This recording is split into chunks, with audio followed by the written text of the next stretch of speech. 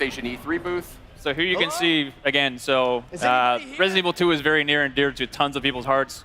And just this first shot of the Raccoon City Police Department, like the huge open foyer, like tons of nostalgia just like hit you. It's pretty crazy. Like, not everything is exactly where you remember it, but that's kind of intentional because this game isn't just a remake. It's a whole new game that we're building off of the foundation that the original game had built. So there's going to be a lot of familiar stuff, but there's going to be a lot of new stuff as well. So. And that's how you got to do it, yeah, right? I mean, it's been close to 20 years, hasn't it? Yep. Right. This game alone, 20 years. Wow. Does it make you feel old, Sid? I feel old when I know. that. That makes me feel a little old. David, Marvin, you there? I found a way out. It's in here. So did you actually go back and rewatch the original and then like frame by frame decide what you wanted to keep in and what you wanted to update? Definitely, yeah. Some of them were like are pretty faithful to the originals, but something like this back in the day on PlayStation, it was the graphic power is not quite the level of PS4 or PS4 Pro just yet. A lot of the movements, characters jumping around, fully voiced stuff. It's a little bit more crude, but definitely classic. But some stuff is new, but some of the originals are there as well. So a big change here is the fact that we're really playing the game. We're Leon Kennedy. And when I think of Leon Kennedy, I think of Resident Evil 2, but I also think of Resident Evil 4. Yes. And you guys have opted for more of a Resident Evil 4 approach to the controls. So tell me a little bit about that. Definitely. So the over-the-shoulder thing, we know it's the original game with the fixed camera in the corner. That's very, again, near and dear to people's hearts. But with the over-the-shoulder camera, we're building a new game. This isn't a remake of the original. It is a full new game that we really want to push. And the idea of having over-the-shoulder, the pinpoint accuracy of really trying to take down zombies, it felt better for this experience. So that's where we went through. So.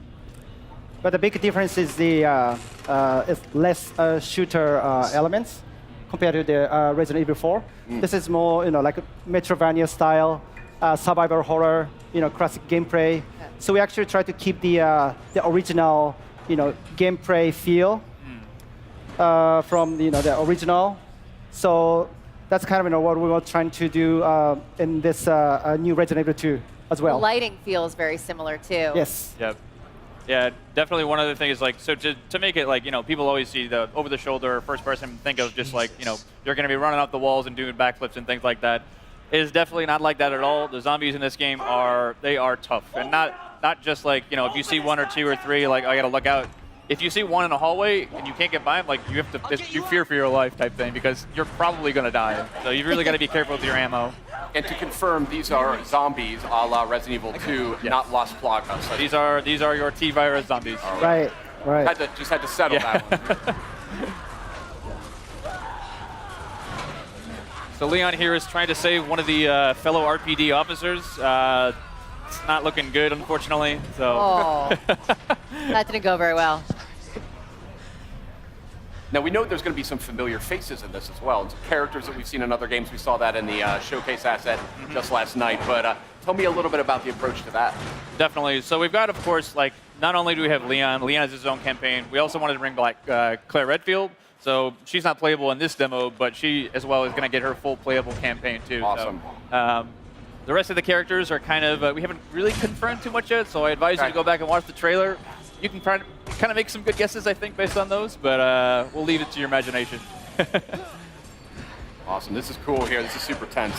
So we're getting into here. So every time a zombie bites you, you really feel like you get that over-the-shoulder perspective really helps because you get to see the zombies. You really feel them kind of like bite into your neck just like that. Yeah. It kind of disorients you too when you get that, so you're spun around. It creates sort of a real sense of like, oh crap, what's going on? A zombie's actually attacking me. And this is all running in the engine of Resident Evil 7, right? It is. This is actually the RE engine. So the same game that powered RE7 is actually going to be running this game too as well. H, are you okay? You going to do this? Yeah. It's very terrible. So again, like they are no joke. Like you get bit once or twice, and it's almost done. So. Oh, really? Okay. Yeah. Look at this, restroom.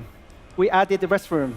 Yeah, so that was one thing that was really in the PS1 game, it was one of those ones. It's limitations back in the day, but there were actually no restrooms in the original PlayStation. Right. That's a good point, Yeah. actually. Right. So in this demo, we wanted to make sure that we have a fully functioning bathroom. We put a little treat inside there for you, a first aid spray. That's a back of box. Yeah. Right. If I've ever heard of one. I noticed you just picked up some first aid spray before. A lot of what I love about survival horror games is the limited supplies. You really have to like think things through. Is that an element that you guys are working with?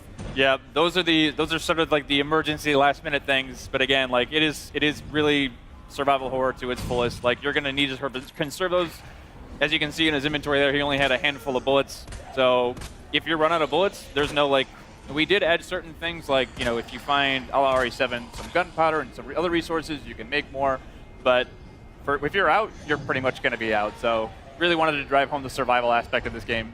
Is there a knife? Is that included? There is. So a little bit later, if we get far enough, we will show you the knife. It functions a way similar to when we did the original Resident Evil 1 remake. So instead of just being something that you use and you can slash it to keep guys at bay, but these guys are ironclad, and that's generally probably not the best idea. Yeah. If you do get grappled, you get the chance to use it as sort of an emergency weapon to get rid of that zombie and get him off you. Cool. But if it's still, it does have a little bit of durability as well. So if it's still durable enough, you can actually pick the knife up off the zombies that you just killed, get a little bit more out of it too. So Interesting. What other sort of mechanical tweaks and changes are you guys implementing here that longtime fans might notice? definitely. Kana-san, you want to take this one? Well, yes, the gameplay mechanics. So since we actually feature now, over the shoulder camera view. So we actually trying to put like more kind of like intense combat, feel against the zombies. So and also the way like Leon is actually shooting is kind of like more like natural. Feel more close to the like Resident Evil 7 kind of combat style. Yeah. There is some stuff a little bit later in the demo too, where it wasn't present in the original game, where it's a little bit, again, pushing that survival aspect of the game. You can find like wooden boards to board up windows, to choose whether you want to board up that one, if that zombie is a really problem for you. Otherwise, you can save it later in case something else comes up. But it really is about that choice of how do you want to play. That is cool. That's something I've always wanted to see in more like zombie games. Is right. The ability to fortify. Yeah, what I mean? stuff. Because that's like the first thing you're going to do, right? If you were in a real zombie attack. Board everything up. And you're now, obviously, Sid and I are big Resident Evil fans, but for those out there that maybe haven't, approached the franchise before or something, do you feel like this is a good title to start with? Mm-hmm. Definitely. I mean, this is almost the Resident Evil 2 is obviously the second game in the franchise, but really is sort of the genesis of where a lot of the groundswell around the brand came up. So again, if you haven't played this title before, the story is about Raccoon City is a Midwestern town. A mysterious outbreak hits. Zombies are everywhere. It's Leon, the guy with the RPD vest on here. It's his first day on the job as a cop, and he's basically coming to work, and what happened? There's zombies everywhere. He's finding his comrades are basically going through hell. And Claire Redfield, who is the other character in the game, she's a college student. She's looking for her brother Chris, who works in the Special Forces. And they basically fates intersect, and you'll be able to sort of see each other's perspectives throughout the game. So now he's got the combat knife. yes. From, so here we have our knife Yeah. that we get from Marvin. Marvin, yes.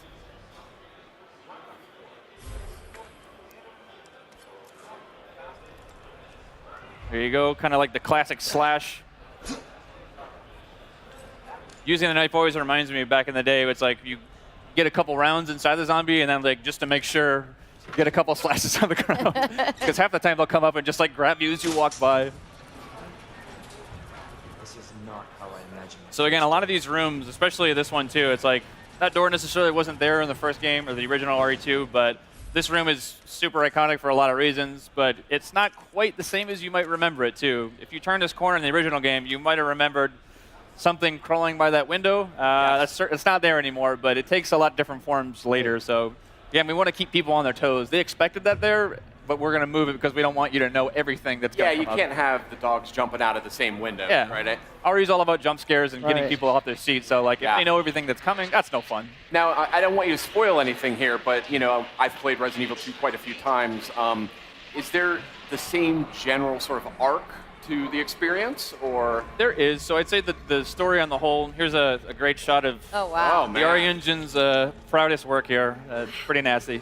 Crazy. But yeah, so the story as a whole, like in general, you'll see a lot of the same things be happening, but again, it's not exactly the same. So you'll see characters that you might have just like talked with very briefly. You get a little bit more backstory into there. Places that you just walked by in downtown Raccoon City, you're going to get a chance to go in there and play a little bit more. So. And you had mentioned Claire will be a playable character. Will that sort of crossover?